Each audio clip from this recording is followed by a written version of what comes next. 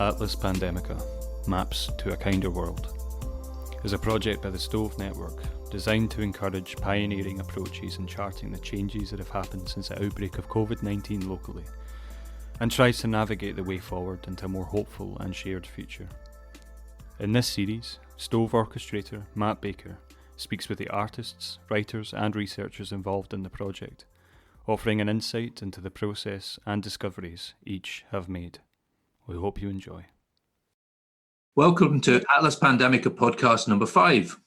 I'm Matt Baker, and along with artist Robbie Coleman, I'm one of the curators of the project.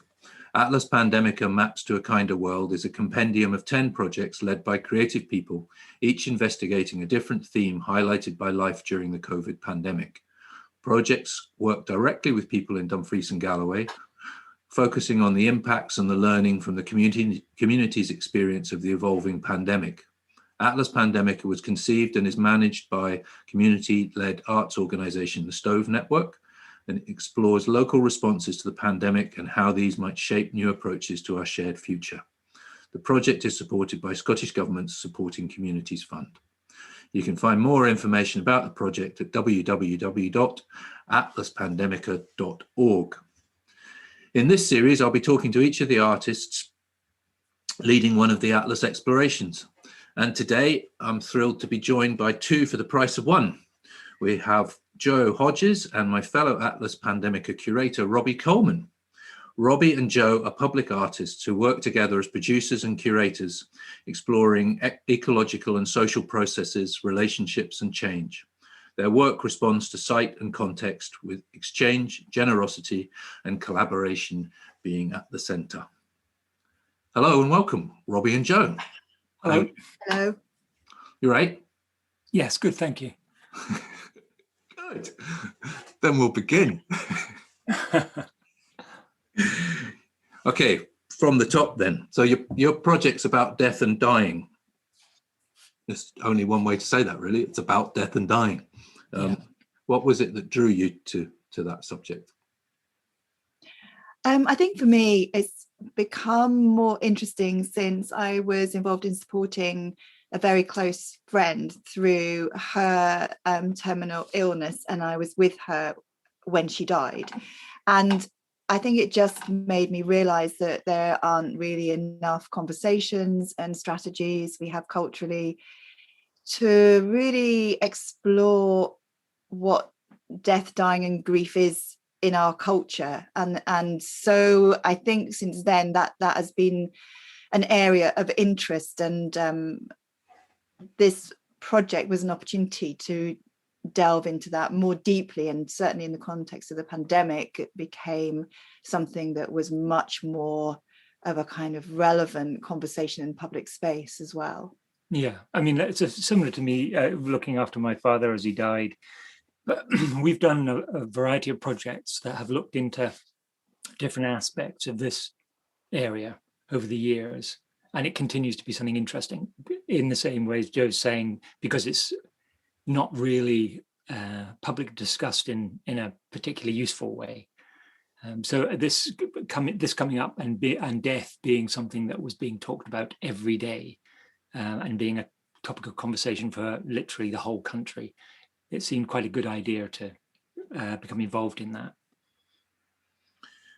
I mean, it's something that's incredibly delicate and sensitive. I mean, how did you go about engaging people in the project?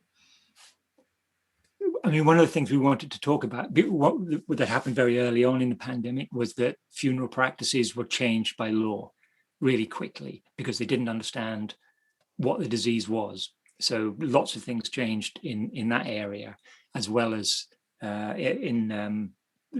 well as there are a lot of people dying. So we started by talking to funeral directors.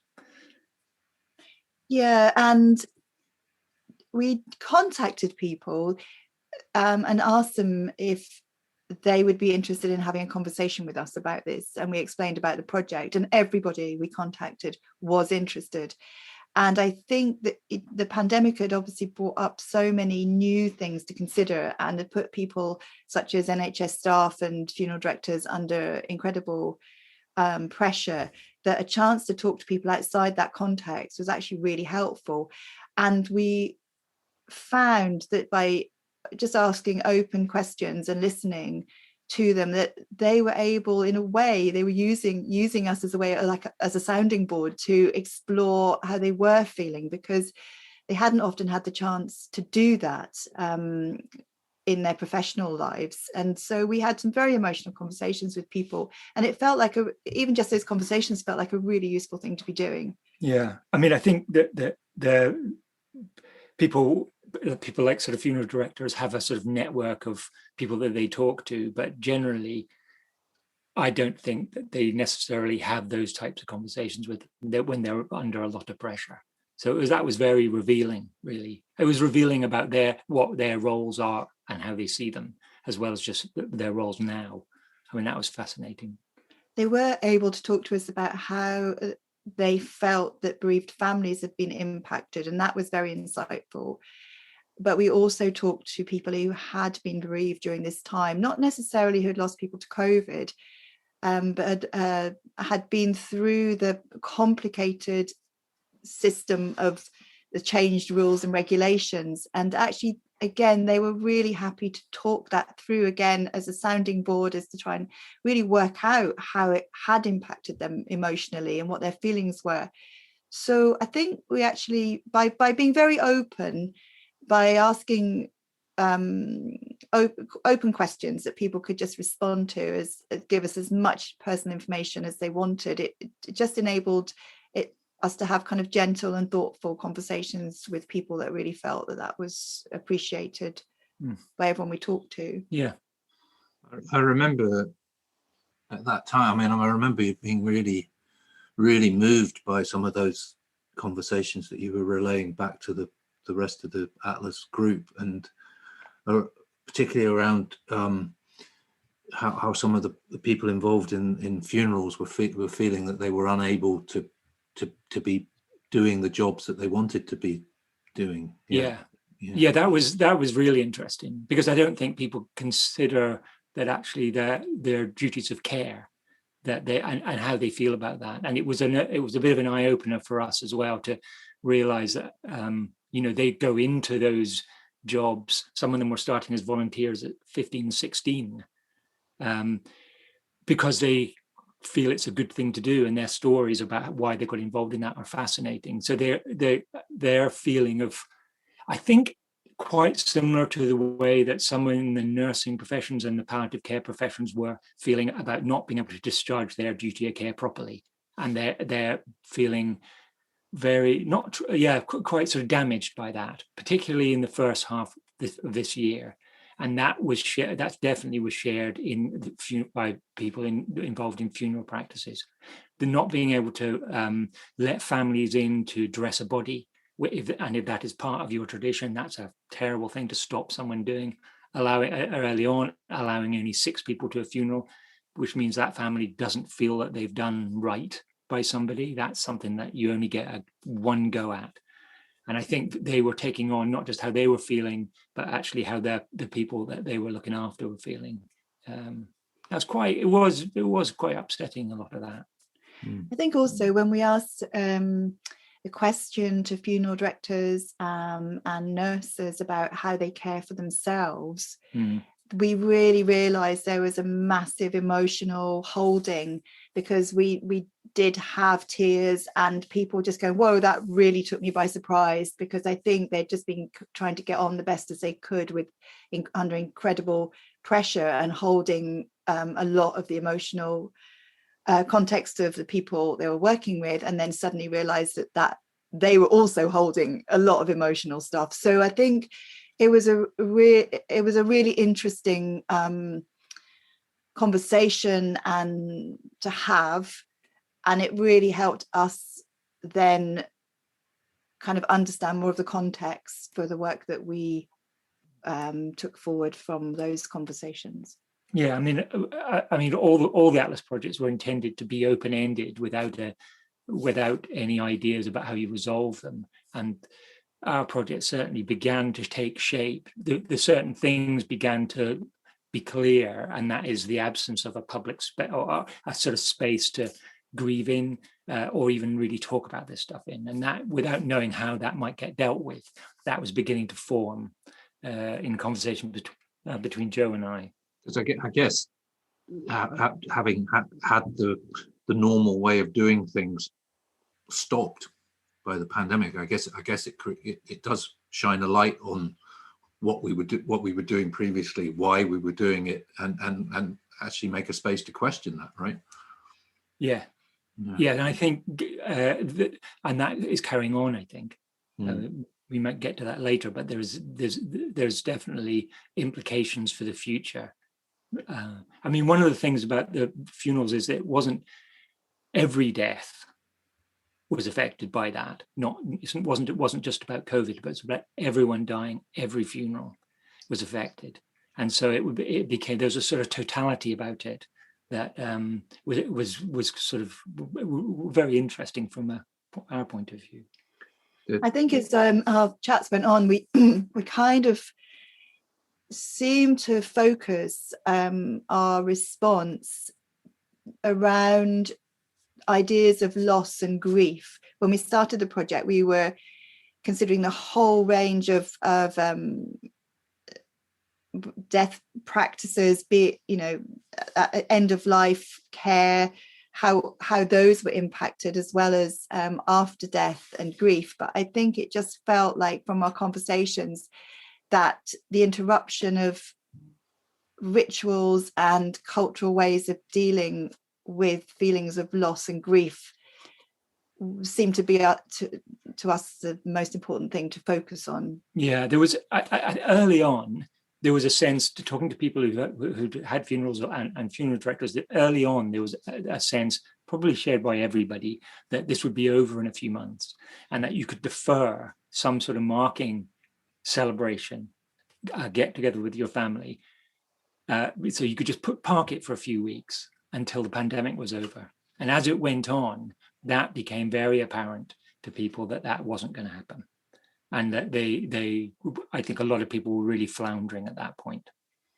And a lot of what you're talking about there, the issues or caused by the sort of regulations of the pandemic were about a sort of enforced distance, really. And I mean, you called the project Distance, Proximity and Loss.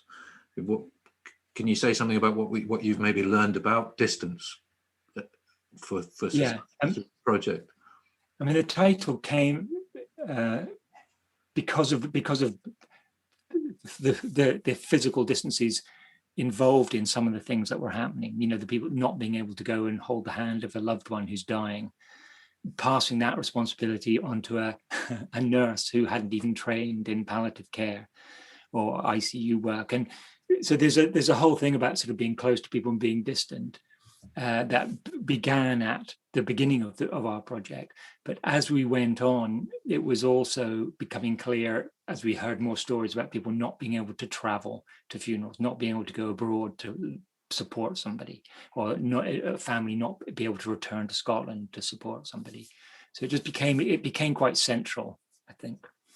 Yeah, and all those things that you kind of take for granted before, about being able to comfort someone through touch, and all those very intimate moments that families and friends share around someone dying, and grief and funerals and so on, that they weren't able to happen in the same way. So there was a lot around that felt really important to consider. But I think some of the other things, on a more kind of positive note, some of the responses to the regulations meant that, for example, the funeral procession would pass through communities, and people all would then come out and stand on their doorsteps. And we also found that has become a really important part of almost like new rituals. And that was a community coming together in a different way. So even though people were socially distanced, things like that enabled people to act together and come together in a kind of collective honouring of somebody as they went through the town or village. So there's things that have happened that have actually been incredibly powerful, and people have really appreciated sort of some of the ways people have just naturally responded. I mean, that was interesting how quickly that was taken on board by funeral directors, where they would very quickly, because basically that spread up from the south through the country and ended up here, and then went further north as well as a public way of marking someone's loss in a time of a pandemic. I mean, it goes right back to the sort of 40s and 50s when most people didn't have a car and wouldn't go to the graveyard. And it was really interesting, and a lot of people liked that. The undertakers adapted their routes. They would, work with the families and go, what route do you want to take? Go past old workspaces or schools. I mean, that was really interesting, that sort of adaptation. But when you get invited to a funeral now, you get told where to stand outside which pub or that. Yeah. Depending. Yeah, but isn't that interesting? Where you fit into somebody's life, it's because it's a journey. Rather than just a destination at the end which someone else is in control of. I mean, that takes us quite nicely to shoreline, which was one of the highlights of Atlas for me. It was an event that you produced, such an elegantly simple idea but very, very powerful. How did that idea come about, and what were you hoping to achieve with it? Well, we had a conversation with somebody who had a sister in Australia, and whose son, this person's nephew, had tragically died in a car crash age 17, quite early on in the pandemic. And in conversation, we found out that she hadn't been able to go to Australia to support her family there, felt very, very disconnected, and found it very, very difficult to deal with the emotional side of the situation. And it was a really interesting conversation about how some of those feelings could be not resolved, but kind of captured and kind of processed. So she was thinking about the sea and shorelines and connecting with her sister in Australia. And so in a way, then we started to think around, how could this become an event? How could perhaps this connection between two places connected by sea be part of a processing of loss? And it was brilliant to be in conversation with somebody to help create that, and then extending that out into inviting other people to join in with that process at a certain time. I mean, a lot of it was sort of building up within what we were talking to people about, was that sort of, where do you put that stuff with that deferred grief? Where does that go? That sense of not being able to do something in respect, not being able to respect someone's passing. Where do you put that?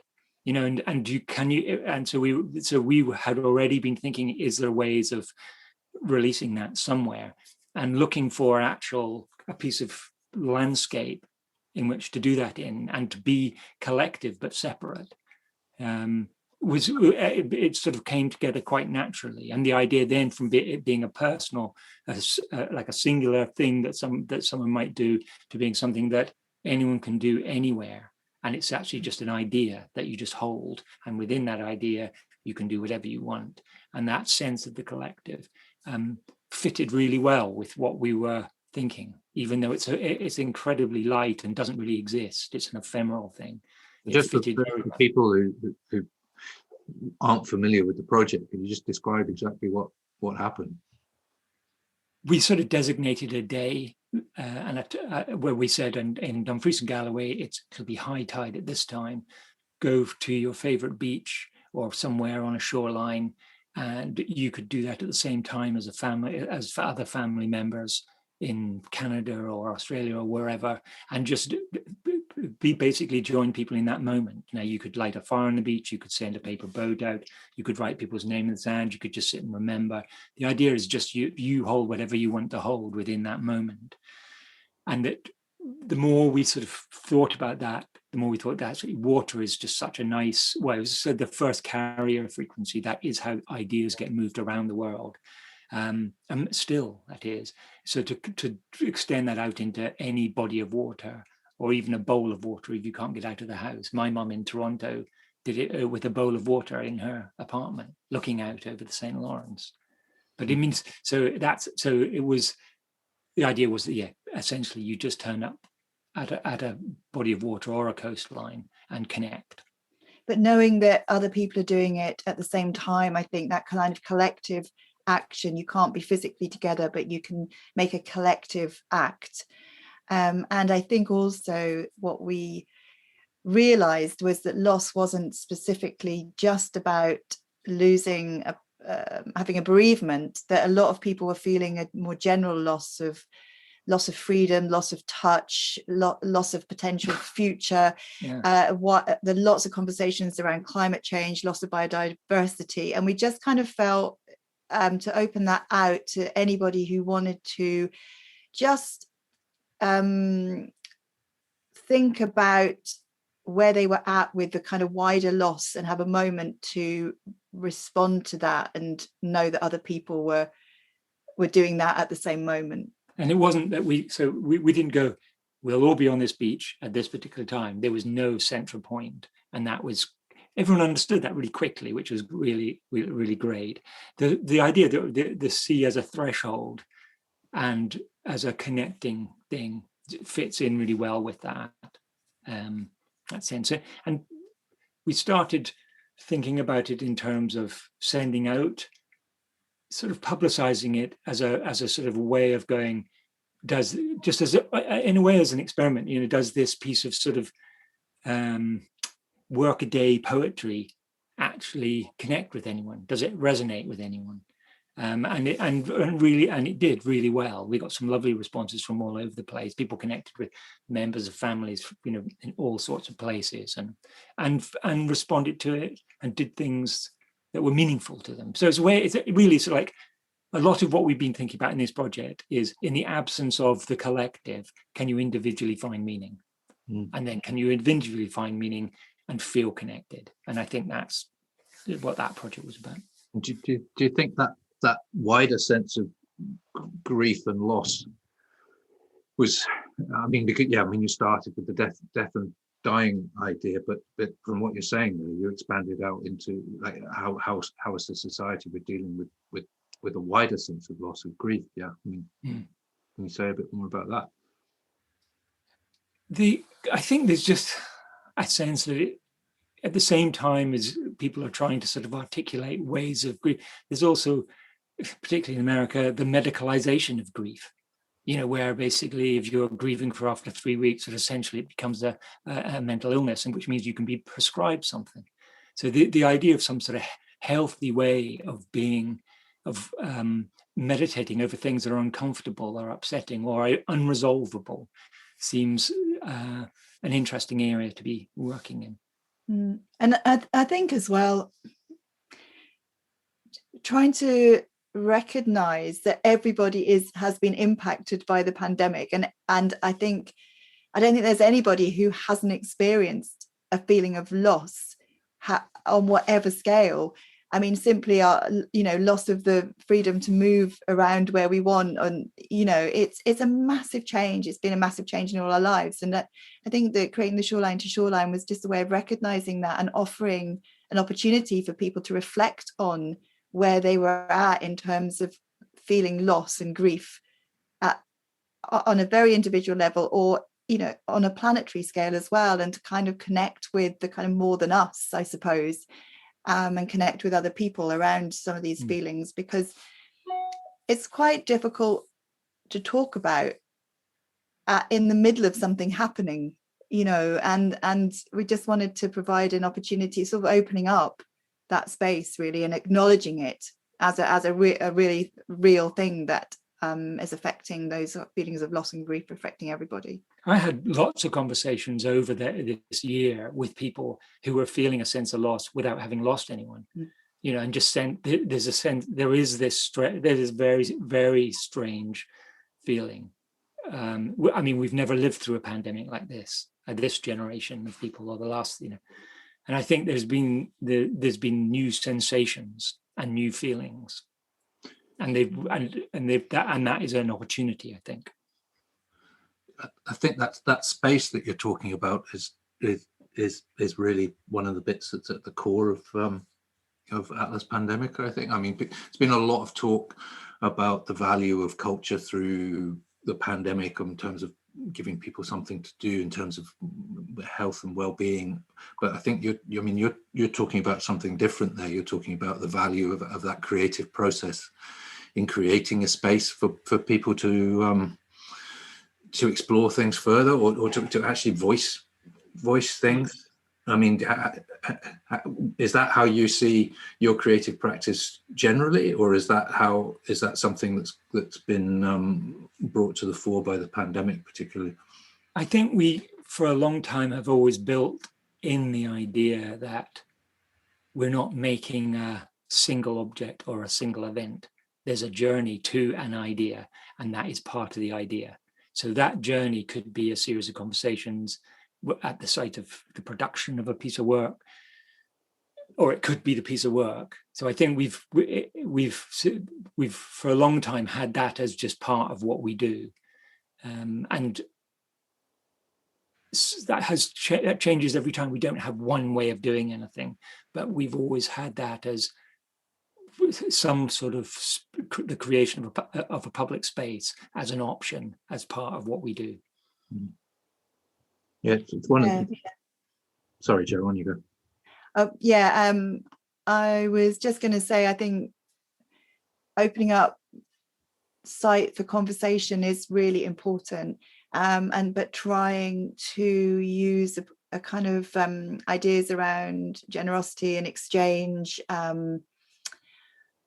is also important to us. So kind of maybe offering up spaces and new ideas for people to kind of come into, but we're kind of learning or exchanging with people as much as we're kind of offering that space. So it's wanting it to be a kind of reciprocal process. It's how you, it's how you share ideas, I think. But we've lived till now, I think, we've lived in this kind of like common sense logic where it's always seemed really important to be able to say what an output was going to be before you started, and which, you know, in the kind of creative practice we're involved in, we've always kind of like pushed against, but it's always been quite a difficult concept to get across to people, of like, we don't really know where this is going, but we want to look at it like this, and we're going to go on a journey together. But I mean, I'm just wondering whether the pandemic is actually will actually have made that space a bit easier, or territory a bit easier for us to inhabit from now on. Because I mean, we're going to be able to use the example of the pandemic now, right? Well, what about the pandemic? Nobody knew where that was going, and the role of arts in that was really important in people evolving new ideas, you know? Yeah, I totally agree with that. I think there's an opportunity. It might be that it's a window that may be gradually closed when the normal comes back. There's a lot of energy forcing things back to a normal state. But at the moment, I think there's an opportunity for the sort of work that we're all interested in to be really, really important and quite vital. And I think the spaces where that work should happen have been revealed by the pandemic, particularly in this region. I think, probably all regions, but I'm speaking for this one. It's shown the limits of central power, but it's also shown what central power can do. You know, when to link in with informal networks, it's just shown the limits of informal networks, but also like the power of informal networks. So there's places for arts practice in there that could do all sorts of things, even if it is just containing the conversation, holding that conversation, or curating it. And because that in itself gives an authority to a process. Yeah, there's powerful things happening. Go on, Jo. Sorry, I was just going to say that this kind of new set of circumstances does give opportunities to try out things in new ways, and maybe people might be more open to kind of new ways of doing things or thinking about things. So definitely opportunities. But I was also going to say that as well as us kind of creating shoreline to shoreline as a kind of like as an idea for people to engage with in lots of different ways, but I guess one of the other thing that we've done, which is much more practical. So I guess we've been working in two different ways. So we realized when we talked to funeral directors that people really didn't know how to mark someone's passing in the absence of the traditional rituals and ways that people would have done that. And so what we've done is gathered together lots of ideas for very small ways of marking loss or marking someone's passing, and we've put them together in a book that's gone to all the funeral directors in Dumfries and Galloway, and we've spoken to all of them, and they're all very keen to receive this. And this just, in a way, just gives people ideas of what they can do. It offers ideas that then they can make their own idea from. It's almost just an offering. It's giving a permission to try something out. And obviously when people are bereaved, they maybe just are not able to kind of think straight or sort of think creatively. So, there's lots of ideas that people can use if they want, but that's a kind of really practical kind of output of the project that hopefully people will find really useful, and will be really, I guess, sort of supportive of people's grieving process that sort of doesn't have the traditional ways in which they might expect to be. I don't know what the word is. We found Dumfries and Galloway is very traditional in terms of funeral practices. By talking to funeral directors, everyone has said Dumfries and Galloway is really traditional. We have to very much respect that. But I think this kind of small offering is kind of very pertinent to the particular circumstances at the moment, and all the funeral directors have said yes, that would be amazing to have something to offer families when they're just floundering with how to mark someone's passing at the moment. I mean, one of the things that I did last week was to ring round all the funeral directors saying we'd like to send you these, they're free, are you okay to receive them, and then ask them a few questions. So they were all very happy to receive them, but I used it as an opportunity to ask some questions, and it relates to the stuff that Joe's talking about. So the questions I was asking was, what will stay? The changes that have been put in place, what is going to stay, do you think, in a year's time? What will you still be doing? And it was very, very interesting, that opportunity to let them talk about that. One was the bureaucracy of registering a death is much, much simpler, much, much more successful, much easier for families. That will definitely stay. The small funerals, which seems like a bad thing, people are now realizing that actually it's more personal. There's less stressful to organize.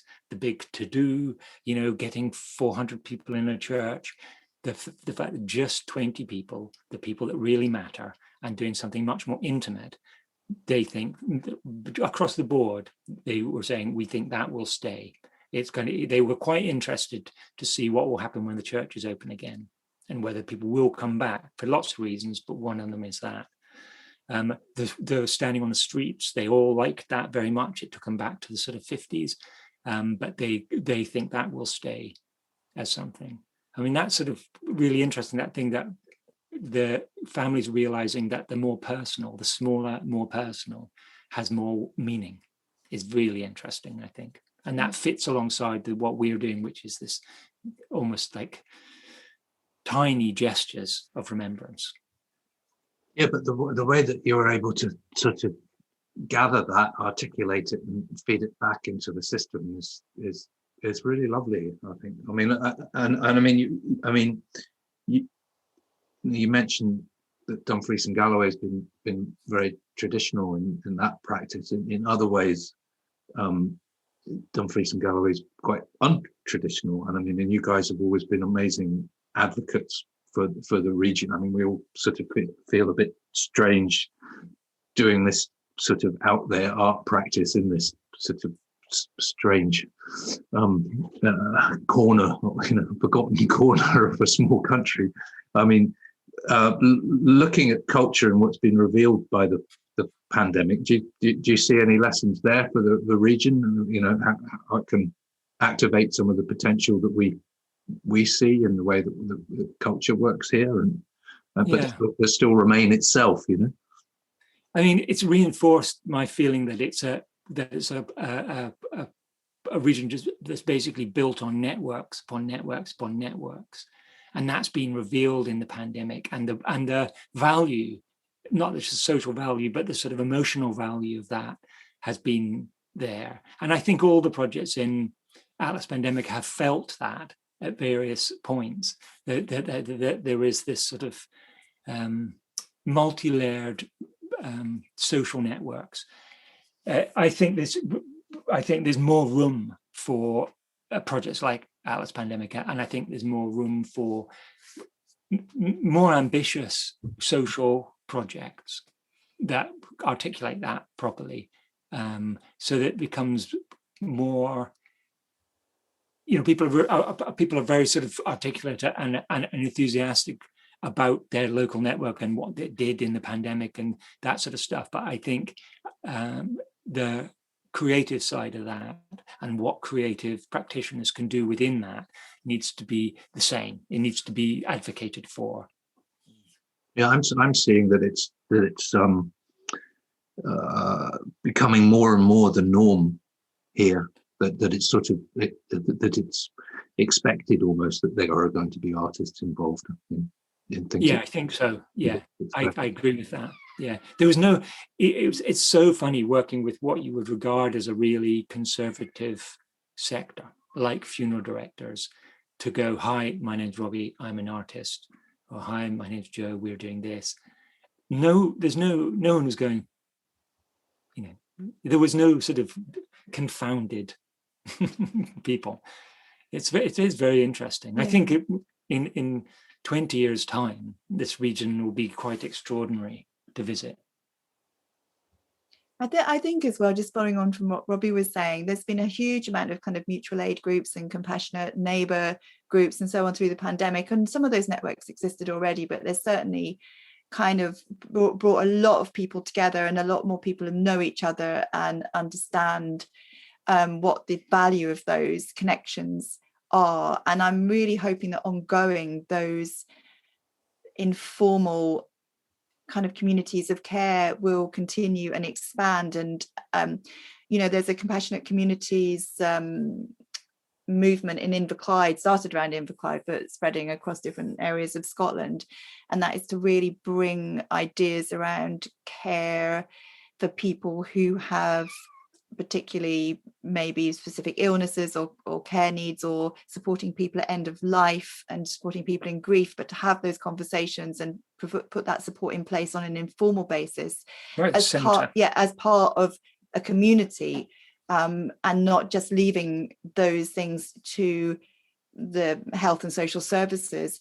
And perhaps the pandemic and those ideas about compassionate communities that are existing can kind of be joined up, and then there can be, what would be amazing if there was a kind of creative element of some of that work. I mean, that that particular project in Inverclyde is amazing to look at, because just that sense of just about the idea about having no conversations about dying and bereavement and end of life care. That's where they started from, right in the middle. And they've just spread that out through schools, and it's fascinating, and it would be something that would work here, and we should look at basically. And is that, I mean, where I'm thinking about where you take this work next. I mean, is that what you're talking about there with the networks of? I think that would be a wider Atlas aspiration. I think, in terms of the work that we are doing on this project, one of the things we're thinking about is to do the shoreline to shoreline again, and slightly reframe it, but see that as a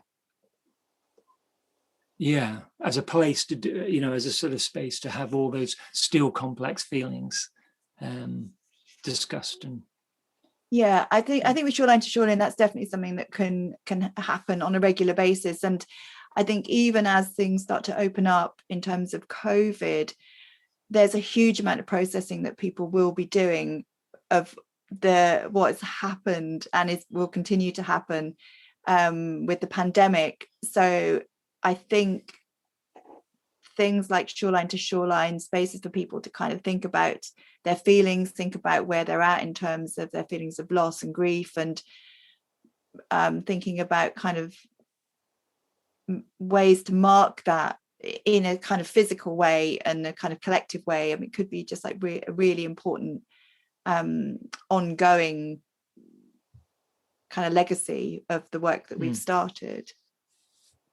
I mean, I think, you know, we started it as a sort of experiment, really, and I think we do it again as an experiment to see whether there was a cycle, you know, there was a rhythm to that might be interesting, because the world isn't going to get simpler, it's going to get more complicated. Things, you know, I think it's going to get more confusing, and I think the confusion leads to quite a lot of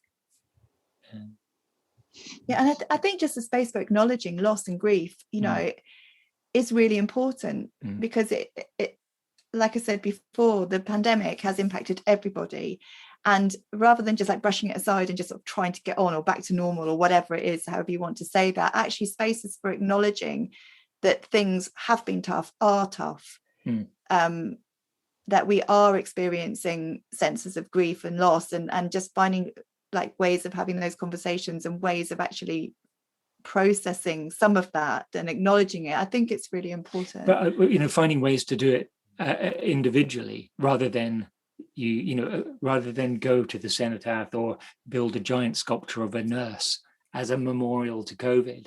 You know, rather than those big social rituals, they do things that are essentially individual. They're collective on a secondary level, or they're psychologically collective, but they're not physically collective. There's something interesting about that. Looking at that, I think there has to be. I think when we think about, you know, all of our experiences, and I think it's sort of, it's made all of us feel a bit sort of inadequate, that we're not doing enough, or that we're struggling with this, and everybody else is probably doing fine. You know, that sense that everybody is feeling those things. It's really hard to keep reminding yourself of that, isn't it? Yeah. It's so, yeah. Yeah. But, yeah. But I mean, yeah. So the world's going to get more confusing. Well, thank you for that. I mean, it does. It is a difficult area to talk about, because, you know, the sort of like tendency is to go, oh no, it'll all be fine, and sort of keep upbeat. But actually, it's really important to acknowledge, you know, and by acknowledging it and finding ways of processing this, then we can kind of move on and find, you know, kind of new energy and new hope. But I think if we just ignore it, then it's, you know, it's not going to go away. I mean, you know, all these feelings the past year I would have brought up. I mean, and obviously a lot of people were, you know, there's obviously inequality and complicated stuff that happened before the pandemic, and the pandemic is exposed as well. So I think it kind of acknowledging it and not being scared to talk about it is really important. And it's because it runs counter to consumerism, where you shop your way out of complicated existential angst. I mean, the idea that you just go, you face it, because we've all got it. It will hit us somewhere down the line, and it will all be undealable with. I think you sort of accept that those conversations, even if they're conversations with yourself, can be had.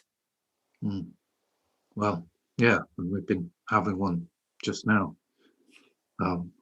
Thank you, guys. I mean, we could go on, of course. Yeah. Oh yeah. And it's just one conversation of many. But that's been wonderful. Thank you so much. Thank you, Matt. So everyone can find out more about the work that Joe and Robbie have been doing, and the other Atlas Pandemica artists, including the rest of this podcast series at atlaspandemica.org. And please tune in again next week for our next podcast, which will be with writer and historical researcher Joanne Mackay. Looking forward to that. Hey, thanks again, guys. Thanks so much. Matt. No. Thank you. Take care. See ya. Yeah.